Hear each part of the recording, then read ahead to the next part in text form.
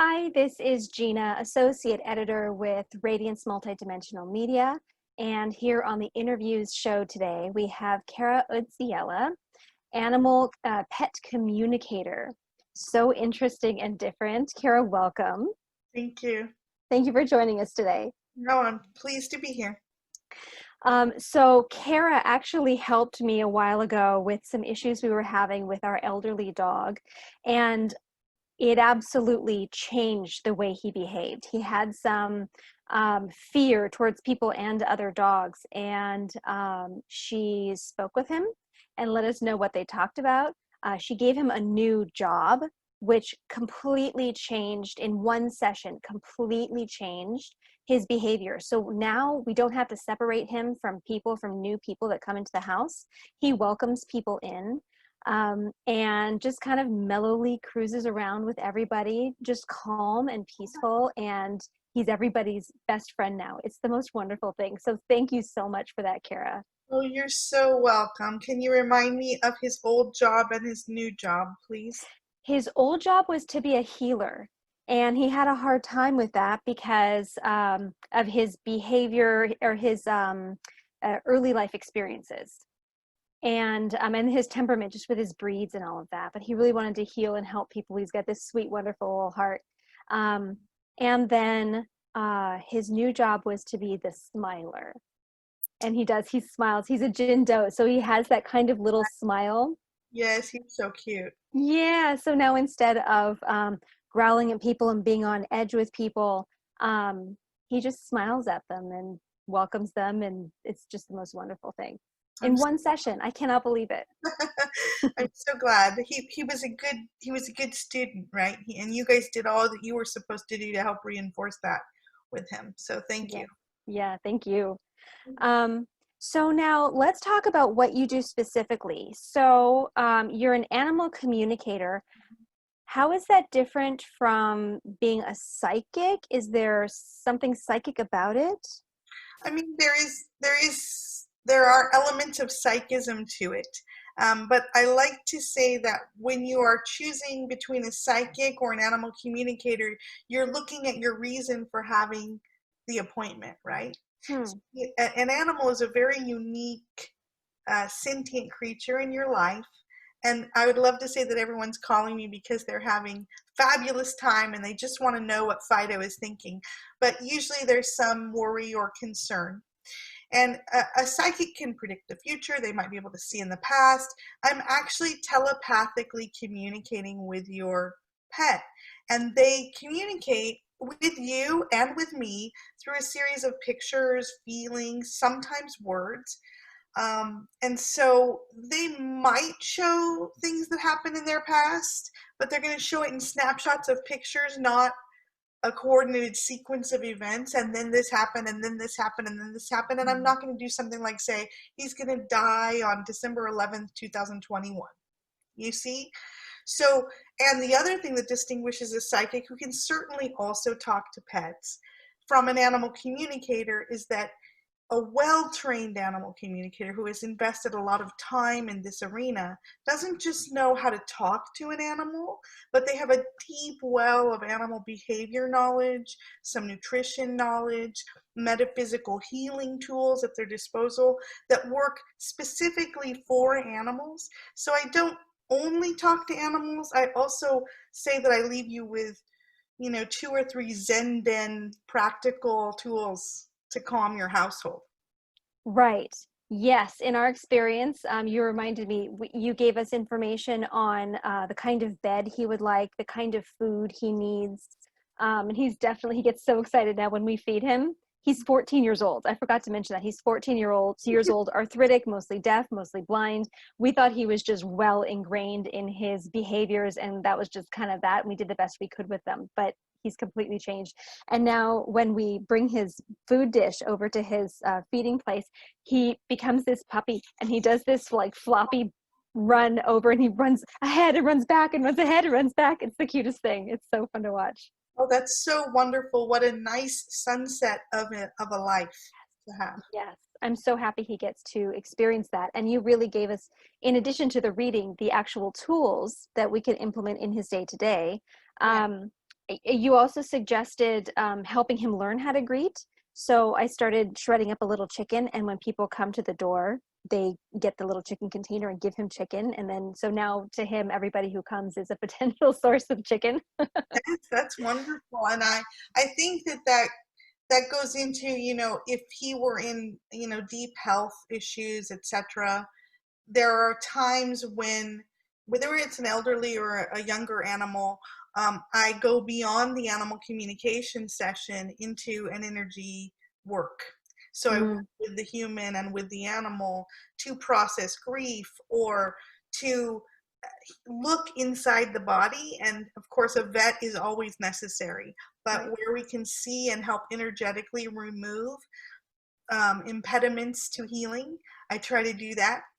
And sometimes humans have their own, we all share what Rupert Sheldrake called a morphic energy field with our animals. So that's why they know when you're coming home, you know. Mm, Um, so when you're upset or worried, then they take on that worry. When you're concerned about going out the door for a walk because you're imagining him pulling on the leash, he only sees the mental picture of him pulling on the leash, and he fulfills that for you. right. Well, if you're really worried about a sick or anxious animal, they kind of tend to give you back more of what you expect. So I try to shift expectations for both the human and the animal, and those are sometimes different sessions that we do besides communication. Right. Yeah, that was something that was so helpful. You helped guide me in that. So when people come over, I send him pictures of him smiling and greeting them, and his happy face and waggy tail and all of that. And it just sets the stage for all of us. It's a beautiful thing. Um, and so we mentioned how you helped me shift his, or you helped him shift his job from Mhm. being a healer, which wasn't such a great fit for him, Mhm. to being the smiler. What are other jobs that pets take on, and how have you found that they help or cause discord? I think every human and animal needs a job. And if we don't set those up for our animals, they will, by their own natures, choose their own. Hmm. If you have a very bold animal, a very pushy cat by nature, she might want to be the queen or the king, or the horse might want. I just talked to a dog 2 days ago who actually said, I am tyrannical, like in my head, right? And I've never heard that before. And she likes to be the queen. And that would be a job that I would say, you don't want to name a dog king or queen, really, unless you are Mm. very sure you can manage that energy, and that they see you as your energy leader, the energy leader. And you don't want to also make them a healer, because so many of them energetically cannot process if they're trying to take everything we're feeling off of us. If we're having a bad stretch, they have a difficult time energetically processing that. And of course, we're with the Radiance community right now, and all of them know how to do energy work to clear their pets, probably, Mhm. but the ordinary person does not. So I prefer no healer and no like leader, no protector. Even though people get a dog to be a protector a lot, I'd like you to call them things like first sergeant. That Mm. they can still bark to alert you that someone's coming, because you need that, but they Mhm. still see you as being the commander in chief. Interesting. Right. That's very interesting. But can we talk for a second about just the really shy or anxious animal, which you see a lot? It's Hmm. really important that they get, I think I told you guys to praise your dog several times a day. Hmm. That really shy cat who's always hiding under the bed, or the horse that's, a little nervous, or the dog, um, it's important to give them a job that they're already doing very well, that takes no energy. Like, Mm. I sleep. I sleep beautifully. I am sleeping beauty. Sounds ridiculous, but it builds their confidence, so in 6 months you could give them another job. Oh, a As promotion. Yeah, they get a promotion, right? Right. So you wouldn't necessarily then give a very shy, timid animal the protector role or the first sergeant role or. No. And if you have a dog, especially a dog who seems like that they're always trying to be the protector, but they also seem incredibly nervous, that means that they are really the dog that needs to be praised for being the sleeper or the cuddler. Hmm. This is not your job. Sorry if I got you for the wrong job, but that's not your personality. So we're going to work with what we have here. And you can then do all sorts of real world training to build their confidence and training of yourself. But ultimately, you have to love the dog you have. If we have children like you and I do, um, we don't get to choose every aspect of their personality. So we have to shape and mold the beauty that is in there. Right. Right. That makes so much sense. And so in the sessions that you do, what goes on? What can people expect? So in the sessions that I do them primarily by FaceTime, Zoom, or phone, depending on what people want to do. Um, when this pandemic is over, we might do more in person, but not right now. Mhm. And I like them. They submit forms and then they submit pictures with those forms and they pick their time on my calendar. And I ask them to tell me what is the problem that we're working on or what are you concerned about. And then we get on the phone. I have them briefly repeat and restate that problem. I may ask a couple of follow-up questions. I go into meditation with their animal or animals, and my favorite is to do the multi-animal household because there's always a lot of interesting relationships going on there, right? Mm. Talk to all of the animals, and it's important that I talk to all of them in a home and look inside their bodies and look for pain and suffering. Can monitor if they know of a known medical condition that they're worried about. I can monitor how it's going. You know, sometimes I'll get a message about, look, I think acupuncture or acupressure looks like it's going to work here, or I see a picture of an herb. There's something you haven't Mm. found yet, something like that. And then we come back and we talk about what the animals think their jobs are in the house, whether that maps with what the owner needs. And I tell them what they love, what their essence is as a spirit, and maybe the animal will have volunteered a few things that are bothering them. So yesterday I talked to another dog who said, "Listen, I'm not going in the bathroom. I don't like the shower." And what happened was I was talking to two dogs. One dog had passed, and then this other dog was still living. And it was about 3 weeks after the other had passed. And she said, "Oh my gosh, my other dog used to monitor me in the shower, and I miss that.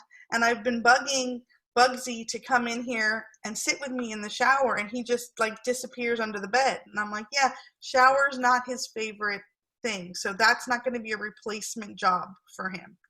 So they'll tell all sorts of interesting things. And then if there's energy work that needs to be done, we talk about that, or, you know, ways we can shift the jobs, and it goes from there. Wonderful.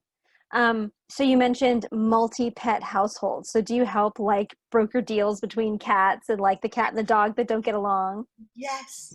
Hmm. It's so much fun because to watch the energy shift in the household is magical, right? It really does shift. And sometimes it's just a matter of being heard, just having their feelings heard shifts the energy for the human. Um, Animals know when you're upset with them. Animals know when they're just the other dog or the Hmm. other cat or not the favorite or not the loudest and proudest or comedian. And they will complain about that. They always love their humans. And I think this is a good time to say people who are afraid of having an animal communicator session with anyone because they're afraid that their animal will tattle on them should know that they're very protective of their owners, even if they are slightly abused. They're very careful about their owners and they love their owners, right? That's who they love. So they'll never tell your bad stories, but they will say, "I feel like he's the star and I don't know what I should do." Hmm. And all it may take is 5 more minutes a day for you to go with the quiet animal and tell them how much you appreciate them for those two animals to start to get along far better. Huh. Fascinating. Yeah. What I'm curious, what is the most unusual or interesting experience you've had working with animals? Give me a second about that. I think one of the most interesting things, talking to a wild turkey is fairly interesting, who really wanted to take over a territory of a farm and wanted nothing to do with being caught. Very fun and very interesting. And then in terms of animal stories that I really do love, I talked to a horse who is in competition and very confident and loves that job. And her owner is not very confident. And Mm. one full weekend, I got to work with them, tapping, energy EFT tapping, and talking to the horse like several times during a weekend. And she actually won reserve champion with that owner because we kept working on that energy and the connection between them, because the horse clearly communicated, I know what I'm doing. She needs to calm down, and then we will do this, right? We can do this.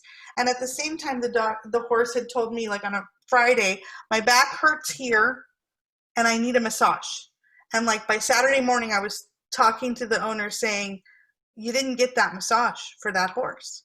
And she's like, oh my God, it's happening in 2 hours. Calm down. It's going to happen. I said, there's a burr underneath my saddle in this point. They need to fix it. My hair's sticking up. They went and, like, of course, the owner hasn't told anybody she's talking to an animal communicator, but she gets the trainer, gets everybody, they pull everything off. Sure enough, they find it. And everyone's like, how do you know that?